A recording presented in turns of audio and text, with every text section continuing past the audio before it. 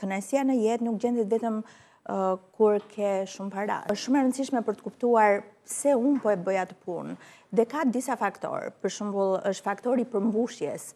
Sa e përmbushur ndihem. E dyta është faktori i vlerësimit. Kur unë kam njerëz rreth rrotull meje që i vlerësojnë dhe më vlerësojnë, pra skuadra e punës. Diçka tjetër është edhe balanca, dhe kjo më pëlqen shumë. Në fakt të rinjtë e sotshëm, të rinjtë në përgjithësi, gjithmonë targeti i tyre është që të gjejnë punë me shumë lek. Edhe normalisht është shumë normale që ta mendojnë këtë gjë, por me kalimin e kohës, siç e tham edhe më përpara, vlerat dhe prioritetet ndryshojnë, sepse sa më shumë ne rritemi në